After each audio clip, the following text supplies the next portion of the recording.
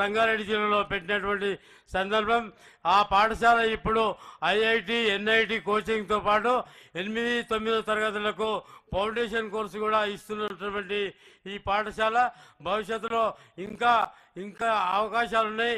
ఇంకా ఈ పాఠశాల ద్వారా మెరుగైన సౌకర్యాలు అందిస్తే అన్ని రకాలుగా విద్యార్థులకు అందించేటటువంటి అవకాశం ఉంది. ఇది క్యాంపస్ చాలా పెద్దది సార్, దీనికి చాలా అవకాశం ఉంది.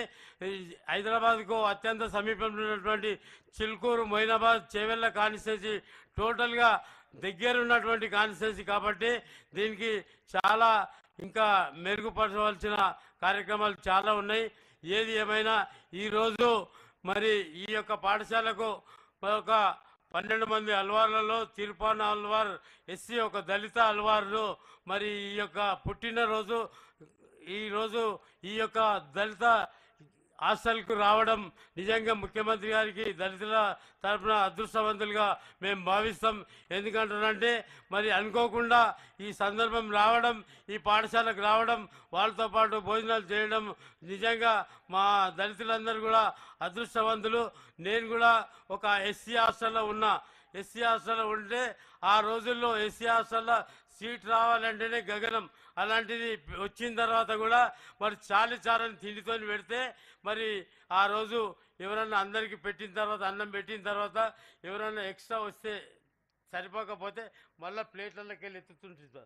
ప్లేట్లలోకి వెళ్ళి ఎత్తి అందరికీ సరిపోనికి అన్నం పెడుతుంది.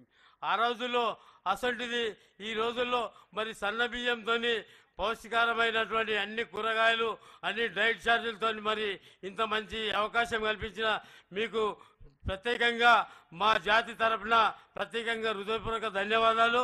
మరి ఏది ఏమైనా మరి కార్యక్రమాలు బాగానే ఉన్నాయి సార్.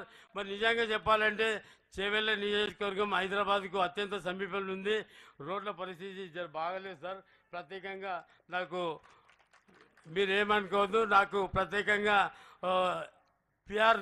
పిఆర్లో చాలా రోడ్లు పాడైనాయి. ఒక 300 కోట్లు ఇవ్వండి, 200 కోట్లు ఆర్ఎండ్బికి ఇచ్చేస్తే తప్పకుండా